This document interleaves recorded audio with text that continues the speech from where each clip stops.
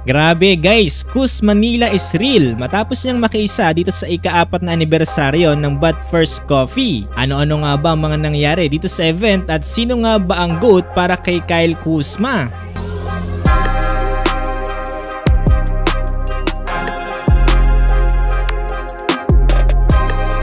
So yun guys, maswerte tayo dahil isa tayo sa mga naimbitahan dito nga sa naging special guest appearance ni Kyle Kuzma dito sa naging event ng But First Coffee. Ito yung matapos na rin bumisita dito sa Hong Kong kasama ng kanyang mga fellow NBA players na sila NBA stars James Harden, Paul George at Jimmy Butler.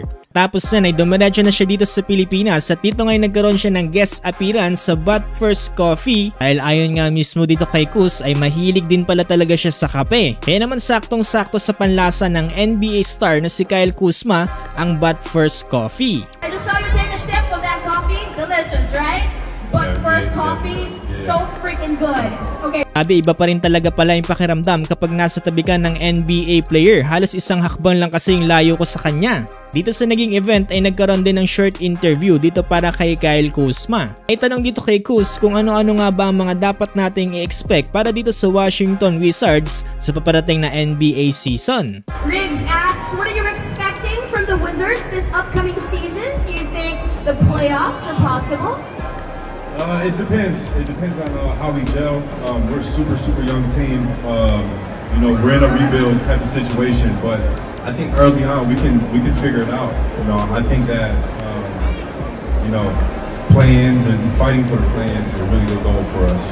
At eto na, sino nga ba ang GOAT para sa NBA star na si Kyle Kuzma? And then Kobe, both. There you go. You just asked my second question because they wanted to ask who your GOAT was. I mean, do we even have to ask? Who's the GOAT? Kobe. Sobrang solid yung experience guys. Nagawa ko lang makipag-appear dito kay Kuzma pero hindi ko nga lang na-videohan. Patid din dito pala guys yung kaibigan nating si Neon Man.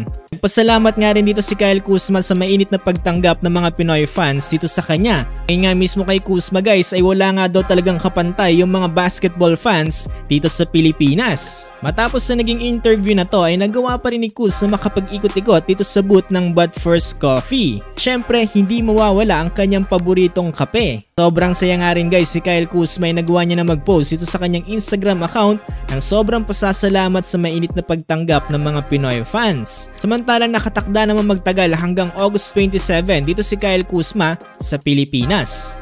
Once again, gusto ko lang magpasalamat dito nga sa But First Coffee sa pag-invite sa atin sa once in a lifetime experience. Ito nga para makita ng up close ang NBA star na si Kyle Kuzma.